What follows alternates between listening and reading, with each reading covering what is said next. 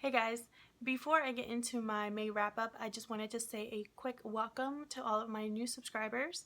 Recently, Marinez from My Name is Marines did a video on diversity here on BookTube, and she was so kind as to include me in that video, and ever since then I've gotten an influx of new subscribers, so I just wanted to say hi and welcome.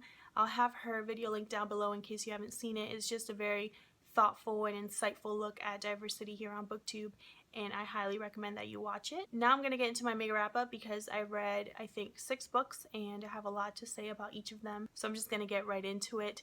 The first book I read is A Certain Justice by P.D. James. I buddy read this with Kate and we had a blast buddy reading together. I was kind of impressed by this book. It almost read like literary fiction with a kind of a mystery slash suspense angle thrown in there. The book is about a lawyer named Venetia Aldridge. She has been murdered in her office and she's found one morning wearing this interesting getup, and right away there are suspects with motive because Venetia was somebody that was not well liked. She was a defense lawyer who routinely got off crooks and criminals, and she was really good at her job. So she has made a lot of enemies, and overall she's just a very unlikable character. Her personality is very off-putting, and she's a horrible mother, and you know, a bunch of other things. So I thought it was interesting that our victim is somebody that not everybody liked, and so that kind of added a cool element to the story just because we have a lot of suspects with good motive. So that was a lot of fun. Throughout the story, I really was admiring P.D. James' writing, and that's something that I mentioned to Kate, was how I loved her writing style and the way that she's able to put you in a scene and be in the detective's eyes and just scan the room and find clues and little things here and there that, you know, would pop out at that person. I also really liked how this wasn't just a typical murder mystery where you're just, you know, you have the murder, you have the suspects, and you want to find out who did it and why. But there's also some other themes that were kind of explored in the book. Venetia, she is a defense lawyer who continuously gets people off, and that kind of gives the idea that the justice system is an imperfect justice system because a criminal should not be getting off because he has a good lawyer.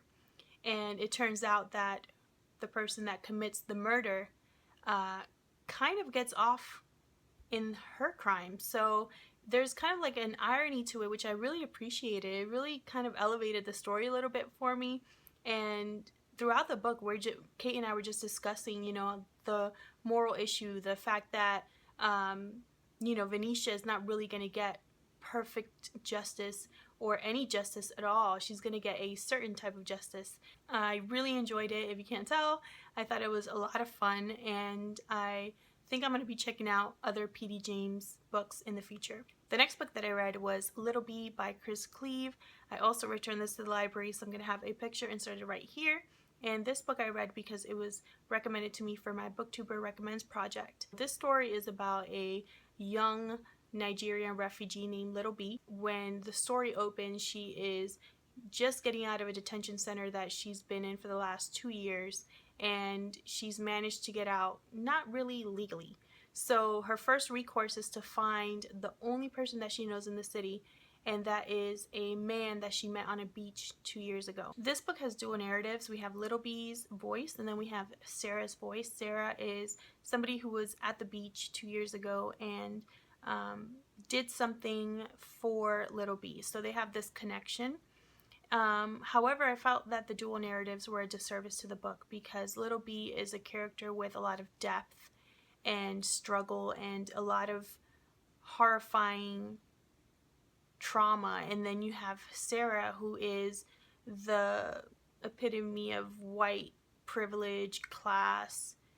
You know, she has had everything handed to her, and her problems and her issues pale in comparison to Little Bee. I felt that she was a plot device towards the end. I kept wanting to just get back to Little Bee's perspective. I didn't care about Sarah's situation. She is unfaithful to her husband, a whiner. After her husband commits suicide, she moves in, or has her lover move in with her within the span of like a week or two. I just did not understand that whole dynamic, and at the end of the day it just fell flat. At first I gave it 3 stars because I felt like Little Bee's character was really strong. I was really touched by her story and how much she had lost, but everything that Sarah stood for, it just fell flat. Like she was just there just to be there as a symbolism of the rescuer, and it just did not work for me. Little Bee does not need rescuing. She has done so much for herself, and I know that in time she would have been able to come through and provide for herself and make a life for herself. And that's how I felt about that book. I was just very disappointed, and in the end I just gave it 2 stars. The next book that I read was Gone with the Wind by Margaret Mitchell. I had so many feelings when I finished this book. It was not what I expected, and in the best way. I'm going to put it down because it's massive. So yeah, this book is obviously about Scarlett O'Hara and Rhett Butler, but it's not a love story. There's nothing in this book that could be really classified as romance. Scarlett O'Hara, as we all know, is a very unlikable character. She's a selfish brat. She is very simple-minded.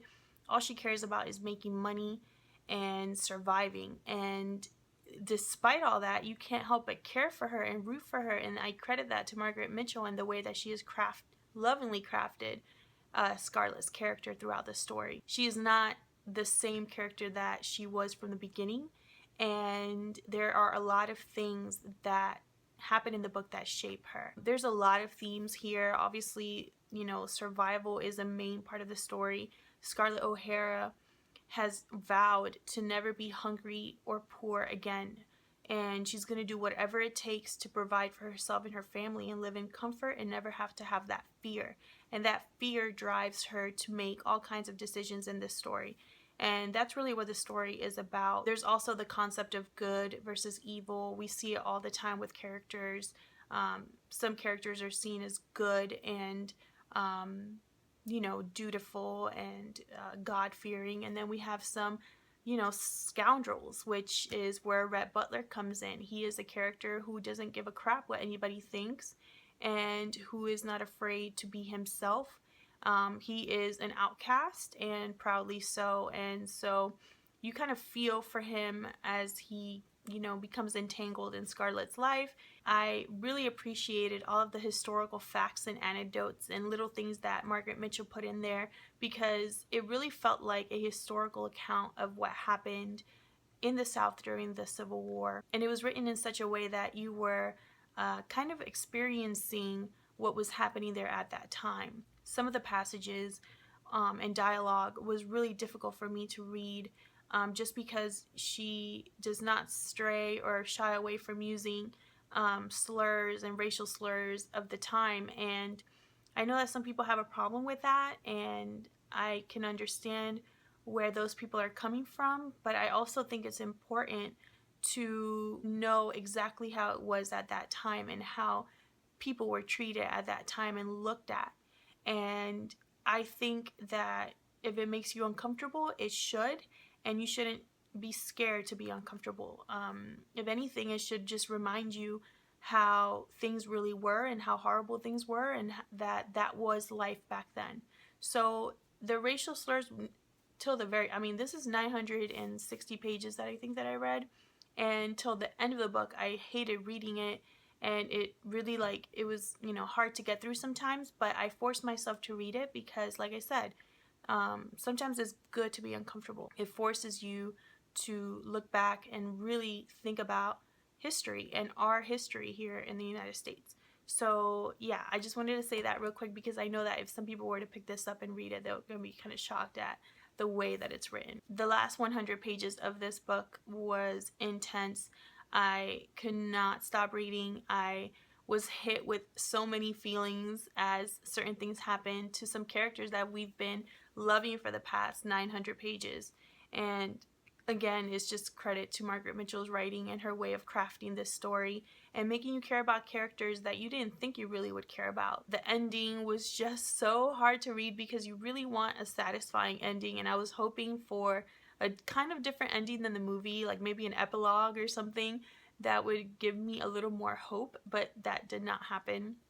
So if you've seen the movie, you know how the book ends, and you kind of want more. And so I found myself wishing that there was a part 2 to this book, and I think I would have enjoyed it just as much as the first. The next book that I read was The History of Love by Nicole Krauss, and this was a book that I picked up because I've read a lot about this book and I've heard a lot about it. The History of Love is written from 3 perspectives, or there's really 3 storylines throughout. The first storyline is in the present, is Leo Gursky, who is the original author of The History of Love. The second story is a story of the author of The History of Love, because circumstances happen where after he dies, his wife finds the manuscript of The History of Love and decides to publish it under his name, thinking that he wrote it. So that's what happens in the second story. You kind of figure out who this person was, how he came across The History of Love, and how he ended up being the published author of it. And then the third storyline is from the perspective of a young girl whose mother is translating The History of Love from Spanish to English. So we have those 3 storylines, and once again, they all didn't work for me, and that affected how I felt about this book. If this book would have just been written from Leo Gursky's perspective, I think I would have enjoyed it so much more. But we do have those other 2 narratives. The second one wasn't so bad. I felt that the only issue with the second storyline was the pacing of it. It kind of interrupted the flow of the story. The third storyline is from the point of view of a child, and sometimes I have issues with reading from the point of view of a child. I kind of got tired of her point of view. Her name is Alma, and the main love interest in the book is also named Alma, so she kind of has a connection to the book in that way, and she wants to know, what the deal is with this book. So she kind of goes on a quest to figure out the mystery. And so I kind of understood why Nicole Krauss included her. I just did not love her point of view as much as Leo Gursky's. And that's something that I've noticed, is that authors really need to be careful when they do various points of view, because as readers, we're going to be comparing the points of view against each other. And if they don't build the other stories up, it's going to feel disjointed if it doesn't work out. And that's how I felt about this book. It was kind of disjointed, and towards the end, even though it was a sweet ending, I felt like the damage had already been done, and I couldn't really recuperate that initial feeling I had when I first started the book. So I ended up giving it 3 stars. It was just okay. I wanted it to be amazing, and it just wasn't for me. The next book that I finished was Star Wars Volume 1, Skywalker Strikes. This picks up after A New Hope, and the Rebel Alliance is still fighting against Darth Vader, and we're seeing basically the same cast of characters that we know and love go out on missions trying to bring down the Empire. And I thought this was a lot of fun. This is definitely a comic book for fans. There's nothing really new or exciting about the story or the characters. It's just the same characters that we have come to love in funny situations where, situations where you really wonder what's going to happen. We also get a little bit more information and backstory on some characters that we met briefly, like Boba Fett. So I really enjoyed it. I thought it was great how it was drawn. Definitely, if you're a Star Wars fan, I recommend it. Pick it up. The next book that I picked up was The Tenant, a Wildfell Hall by Bronte. My buddy read this with Marie and Victoria. I'll have both of their channels linked down below. And this was surprisingly great. I was not expecting this to be as good as it was. We opened the book with the male narrator, Gilbert, writing letters about how he met the tenant of Wildfell Hall.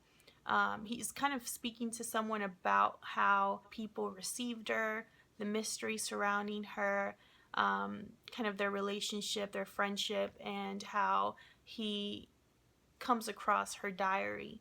And then that's when we start reading her side of the story. Her diary kind of chronicles her marriage up to the point where she has to move to this town where Gilbert lives. Her story is so hard to read at times. Her husband, Arthur, was such an unlikable prick. He was so hard to read about sometimes because he was just so awful and so just vulgar and abusive. And so sometimes I wanted to put the book down because I didn't want to read about him anymore. Helen is the complete opposite of Arthur. She is, a perfect example of good, dutiful, loving wife, religious, has great integrity, and just great character. And so she's paired with this idiot, and unfortunately she has to escape. And so that's kind of what the story is about. It's really a story about Helen escaping this horrible situation that she finds herself in. After I saw what Helen had been through and how she overcame so many struggles and so many horrible situations, I felt like she was too good for Gilbert towards the end of the book. I don't think that was Anne's intention, but that's how it came across to me. I was just like, Helen, you're so much better than Gilbert. Gilbert's just average. You deserve someone so much better. And that's how I felt. I felt like I wanted her to be happy because she deserved it after everything that she had been through. So I really enjoyed it. I'm surprised that this isn't as popular as Jane Eyre. It is very dark and gruesome and not a love story, and neither is Jane Eyre. So I don't know what the Bronte sisters were all about. I kind of want to read a biography on them because I'm so interested in what drove them to write these types of books. If you know of any, please let me know down in the comments because I really do want to read more about them. So those were all the books that I read in May. I think instead of a June TBR and July TBR, I think I'm going to do a summer reads video, which I saw Kate do. She inspired me to do it. I might be filming a quick video on what I plan to read this summer, so keep a lookout for that. Thank you so much for watching, and I'll see you guys in my next video. Bye!